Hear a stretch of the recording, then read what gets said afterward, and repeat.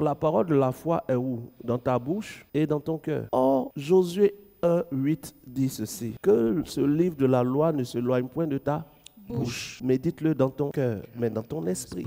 Okay. Donc, la foi s'installe dans l'esprit. Et la foi installée dans l'esprit a un langage. Si tu n'es ni chaud, ni froid, je te vomirai. Pourquoi est-ce que ce texte-là dit ça comme ça? Parce que le langage est codifié. Quand tu dis je parle anglais, ça veut juste dire j'utilise le code attribué à la langue anglaise. Donc, tu ne peux pas vouloir parler à des Anglais sans respecter la codification de leur langage. La foi qui est produite par Dieu lui-même est basée sur ce qu'il dit. Là, on est dans Romains 10, verset 17. Ainsi, la foi vient de ce qu'on entend de la parole des Christ. La foi, donc, de manière naturelle, est acquise à la naissance par tout homme. Tout se fait par la foi. Maintenant, la foi qui vient de Dieu a besoin que Dieu soit l'auteur de ce qu'on entend. Si Dieu est l'auteur de ce qu'on entend et que ce qu'on a entendu a produit en nous une réaction, on dit qu'on a une réaction de la foi. Abraham ne s'est pas levé pour dire tout lieu que mon pied foule, je le prends. Dieu lui a dit tout lieu que ton pied foulera, je te le donne.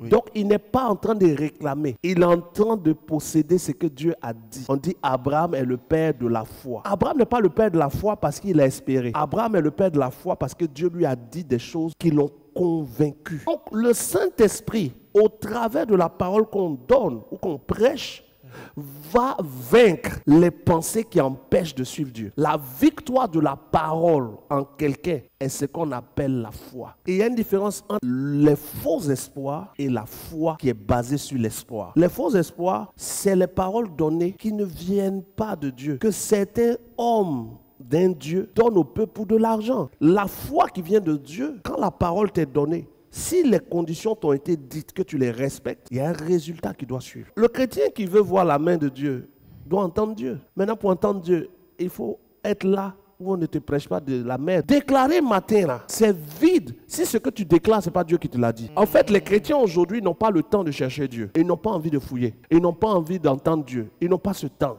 Ils veulent des formules magiques. Fais de l'Éternel ses délices et il te donnera ce que ton cœur désire. Ce n'est pas simplement faire de l'Éternel tes délices. C'est une suite. On appelle ça sortir des mots de leur contexte pour en faire une prédication. Quand on parle de la foi active et la foi passive, c'est deux choses très différentes. La foi passive est le comportement de tous ceux qui ont entendu une parole qui les a convaincus, mais qui n'ont pas eu les actes pour que cette parole se matérialise. On te dit une prophétie, on dit tu vas être un grand... je ne sais pas, dans quelque chose comme ça. Okay. Tu as dit Amen.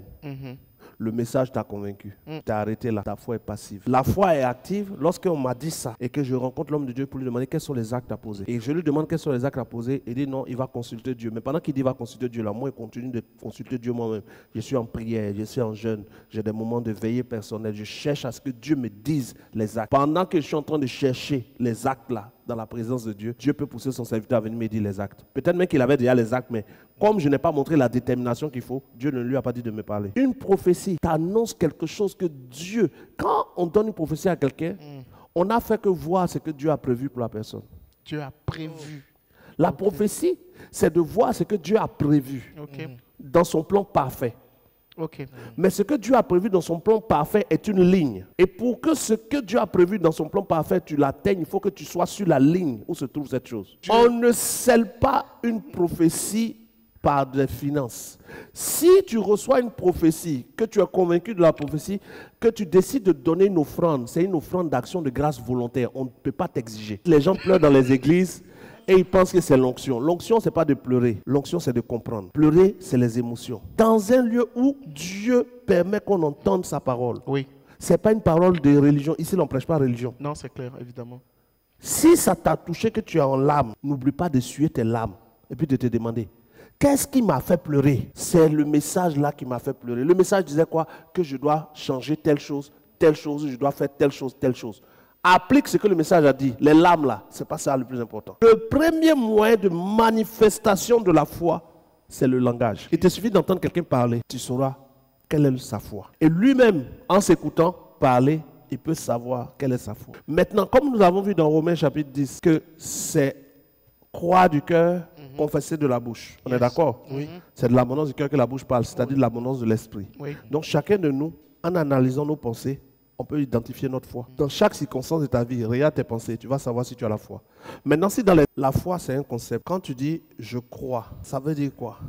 Ça veut dire que tu as la foi. Maintenant, quand tu dis « j'ai la foi », est-ce que ça veut dire que tu crois? À quel moment croire à sa valeur? À quel moment avoir la foi à sa valeur? Dans la croyance et dans la foi, il y a un doute. On ne donne pas la foi à quelqu'un qui l'a. Une prophétie n'est pas égale à ainsi par l'Éternel.